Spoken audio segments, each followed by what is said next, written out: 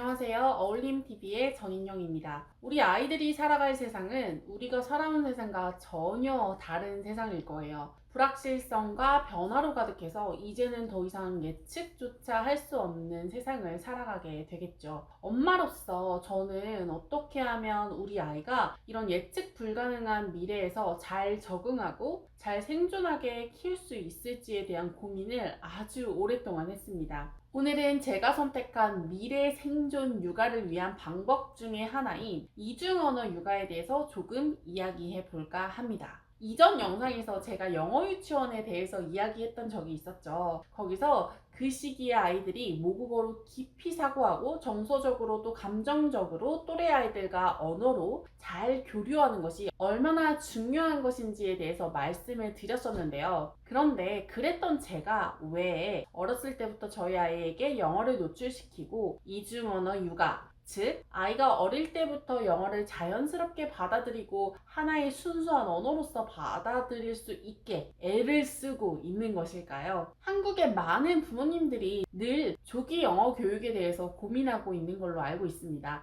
이 주제가 전문가들 사이에서도 이런저런 말이 다르고 논란이 많은 주제이기도 하죠. 그런 부분에서 제가 오랫동안 언어를 연구하고 또 이중언어에 대해서 엄청 오랫동안 또 리서치하고 연구하고 공부했던 사람으로서 좀 기회가 되면 하나하나 조금 더 자세하게 이야기할 수 있는 장이 있으면 좋겠다라는 생각을 하기도 합니다. 자, 일단 조기 영어 교육을 하시는 분들 또는 엄마표 영어나 또 아이가 어릴 때부터 영어를 했으면 좋겠다라고 생각하시는 많은 부모님들께 먼저 조금 질문 드리고 싶어요. 여러분들은 왜 아이가 영어를 어릴 때 하면 좋겠다고 생각을 하시는 걸까요? 그 외에 여러분들이 조금 깊게 한번 생각을 해보셨으면 좋겠습니다. 저는 개인적으로 영어를 어떠한 하나의 결과로 보고 접근하고 있지는 않아요. 영어를 잘하면 뭐 수능을 잘 본다던가 아니면 또 나중에 아이가 좋은 회사에 취직할 수 있어서 이런 조금 결과론적인 이득이 아니라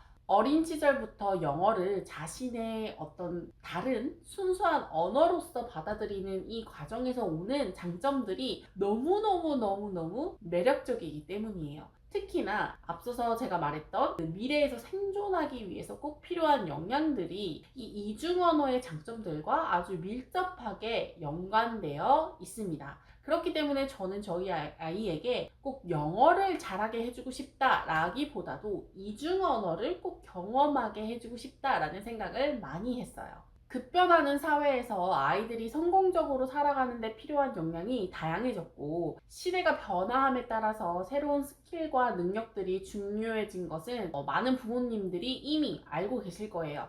특히 예전에는 이런 인지적인 부분들이 굉장히 주목을 받았다면 요즘에는 비인지적인 소프트 스킬들이 아주 중요해지고 있죠. 특히 뭐 문제 해결 능력이나 창의적인 사고, 또 적응력, 회복 탄력성, 공감 능력, 협업 능력과 같은 능력들이 너무나 중요해졌다라는 건 이미 너무나 잘 알고 계실 거라고 생각합니다. 어릴 때부터 이중언어를 경험하면 그 이중언어를 경험하는 과정에서 얻을 수 있는 장점들이 아주 많은데요. 단순히 영어를 잘하고 못하고 영어 단어를 뭐 몇 개 더 알고 모르고 이런 게 아니라 하나의 언어의 틀을 가지고 사고하는 것이 아니라 두 개 이상의 언어 속에서 사유하고 사고하는 사람들은 사고하는 방식 자체가 달라지고 사고의 유연성이 좋아집니다. 그뿐 아니라 제가 앞서 말했던 우리가 미래에서 생존하기 위해 아주 중요한 역량이라고 불리는 문제 해결력, 창의력,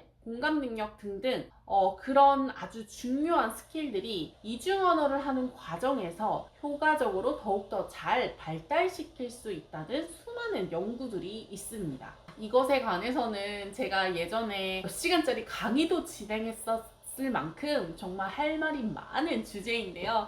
정말 할 말이 많지만 오늘은 그 중에서도 몇 가지만 짧게 이야기해 보도록 할게요. 일단 제가 생각했을 때 이중언어의 가장 큰 장점 중에 하나는 하나의 언어를 사용하는 모노링걸보다 사고하는 방식이 좀 더 유연해지고 인지 유연성이 좋아진다는 것입니다. 사고가 유연해지고 인지 유연성이 좋아진다라는 말은요. 어떠한 문제나 상황을 다양한 관점에서 바라보고 해결책을 찾을 수 있고 좀 변화하는 상황이나 정보를 잘 받아들이고 적응하는 능력을 말합니다. 자, 미래는 정말 적응할 거리로 가득한 예측 불가한 시대잖아요. 그 시대에서 제가 생각했을 때 가장 중요한 능력이라고 생각합니다. 왜 이중 언어를 하는 것이 이런 것들을 좋아지게 하냐고요? 서로 다른 언어를 접할 때 그 구조와 표현 방식을 통해서 다양한 사고의 틀을 접하게 되죠. 그 언어가 사용하는 문화에도 자연스럽게 접근하게 됩니다. 이렇게 무의식적으로 다양한 언어의 틀 속에서 다양한 관점으로 생각하게 되면서 조금 더 유연하게 사고할 수 있게 되는 것이죠. 그리고 이중 언어 사용자는 자신이 처한 상황과 필요에 따라서 두 가지 언어를 적절하게 선택하고 바꾸어야 합니다. 이 과정에서 어떤 것이 필요한 정보이고 어떤 것이 필요하지 않은 정보인지 계속해서 억제하고 선택하는 훈련을 많이 하게 됩니다. 그러면서 다양한 정보 간의 우선순위를 정하는 능력 또한 향상이 되는 거죠. 자, 예를 들어서 저 사람이 한국말을 하는 사람인지 또는 영어를 하는 사람인지 아니면 둘 다 할 수 있는지에 따라서 아니면 둘 다 말할 수 있는 사람인지에 따라서 아이들은 무의식적으로 자신의 언어를 억제하거나 선택을 하게 됩니다. 저희 아이만 해도 유치원에서는 1절 영어를 사용하지 않는다고 해요. 그리고 영어를 하지 못하는 아빠에게는 한국말만 사용합니다. 근데 저에게는 대부분 한국말을 많이 쓰지만 영어를 쓰기도 하고 한국말을 쓰기도 해요. 그렇게 상황과 필요에 따라서 자신도 모르게 계속 상황을 주시하고 판단하고 억제하고 선택하는 훈련을 남들보다 더 많이 하게 되는 것이죠. 내가 지금 영어를 써야 되나? 내가 지금 한국어를 써야 되나? 내가 지금 영어랑 한국어를 둘 다 섞어서 말해도 괜찮나? 이런 것들을 의식적으로 생각하고 말하는 것은 아니지만 무의식적으로 계속 억제하고 선택하는 훈련을 하고 있다라는 것입니다. 또 한 가지, 이중언어 사용자들은 공감 능력이나 창의성 또한 더 뛰어나다고 하는데요. 앞서 말했다시피 이중언어 사용자는 자신이 대화하고 있는 사람들이 영어를 하는지 한국어를 하는지 둘 다 하는지 또는 다른 어떤 상황이 있는지 이런 다양한 상황에서 자신의 언어를 선택하고 억제해야 하기 때문에 자신이 처한 상황을 더욱 면밀히 살펴보고 다른 사람들에 대한 감정이나 표정이나 목소리에 더욱더 집중합니다. 그래야 자기가 어떤 언어를 선택해야 하는지 어떤 언어를 억제해야 하는지 무의식적으로 처리할 수가 있기 때문이에요. 그리고 두 언어의 서로 다른 문화적 맥락과 표현 방식을 접하기 때문에 다른 문화에서는 어떻게 생각하는지 상대방은 어떻게 표현하는지 계속해서 알게 되고 그에 맞춰서 자신의 언어도 세팅해 나가는 거죠. 그렇게 무의식적인 훈련이 계속해서 이루어지면서 다른 사람의 입장과 생각과 감정을 인지하고 파악하는 능력이 더 발달하게 되는 거죠. 상황을 읽는 능력도 마찬가지고요. 미래 사회에서는 단순한 지식을 많이 아는 것보다도 다른 사람들이 자신과 다른 생각, 감정, 의도, 믿음을 가지고 있다는 것을 이해하고 파악하는 능력이 아주 중요합니다. 인공지능이 많은 업무를 자동화할 수는 있어도 다른 사람들의 감정과 욕구를 파악하고 소통하는 것은 결국 인간의 몫이기 때문인 거죠.